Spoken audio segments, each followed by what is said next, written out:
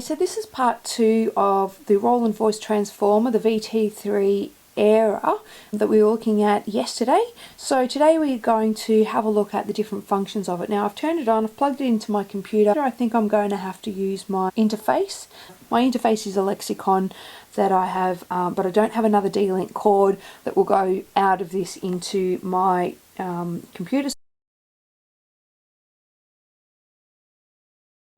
We're just going to put everything on manual.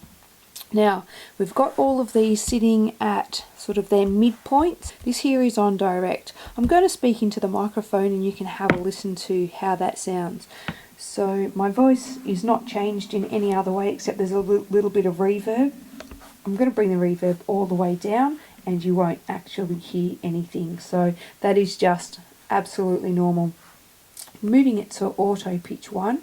Now, we don't have too much of an effect on here. I'm just going to turn up the microphone sensitivity so you'll be able to hear that. And then let me turn up the effect.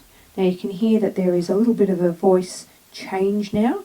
Now let me move up the reverb and you get a little bit of reverb as well with that. Now the pitch, as we spoke about, there's a little bit of a click that you can hear there. Most DJs will pick that up because we have that as our midpoint. But this one here changes our pitch.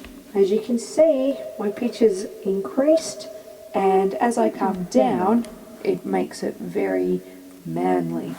Now the formant does a very similar thing.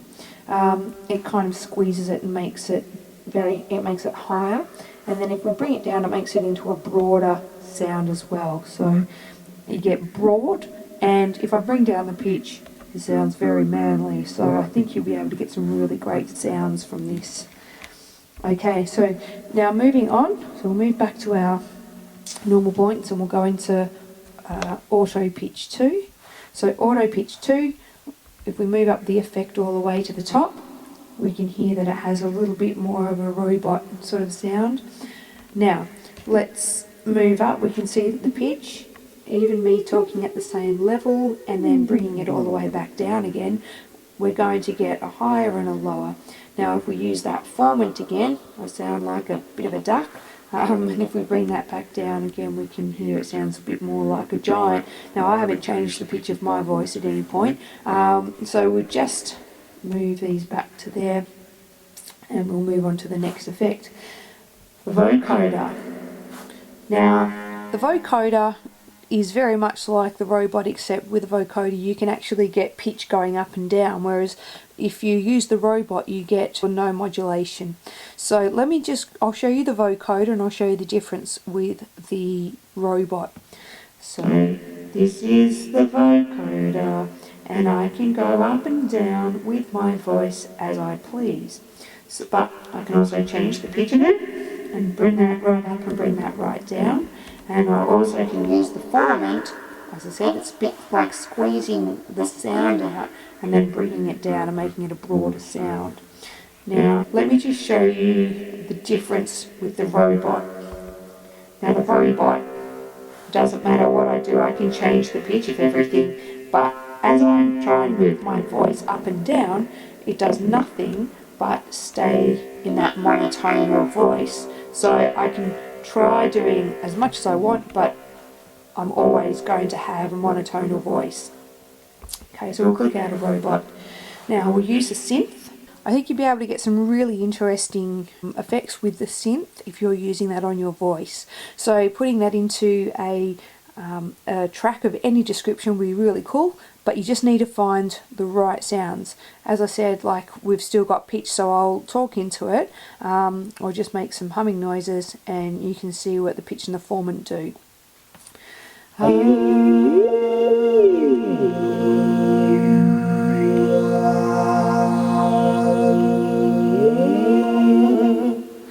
So as you can see there, there's some interesting sounds that we'll be able to do that. Same with the lead and the bass. So we'll pop it over onto a lead. So this is the sound of the lead. You can see it will show the pitch change.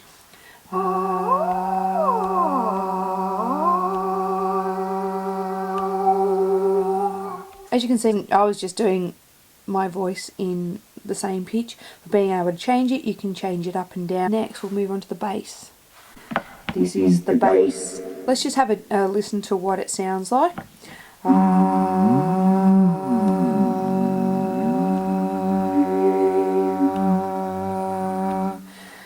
So I think we'll be able to do some really awesome bass lines or even some of the singing.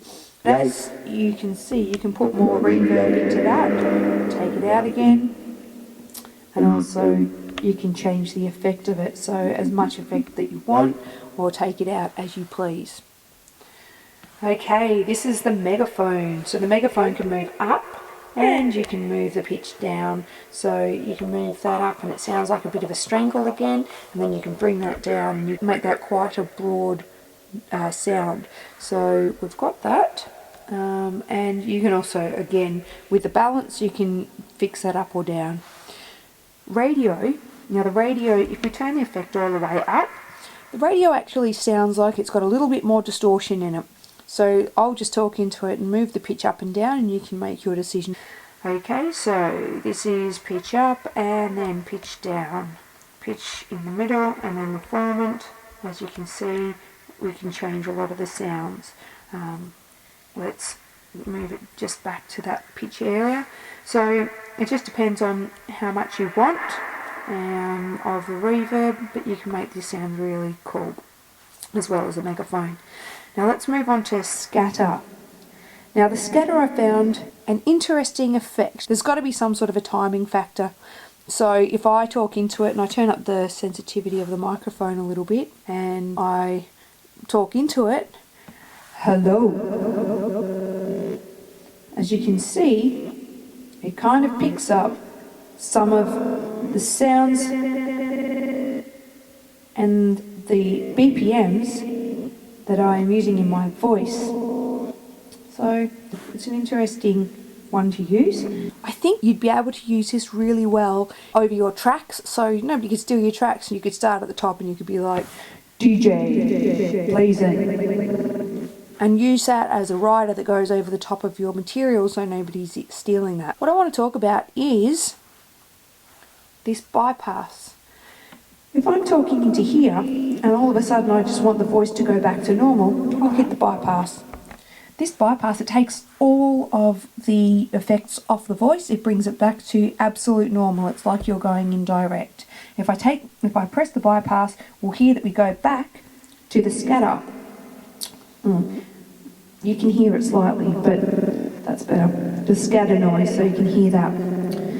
So that's the bypass. Now, as you can see, we've got it on manual here as well, which means that we can turn this around to all the different voices that we can select. Now, if we, for example, want to save a voice, so something that we've used. Now, I've already saved a couple of voices, 1 and 1 and 2, so let's think about 3. I might want to change it to the bass. Let's take it off bypass. So now we can hear what is going on.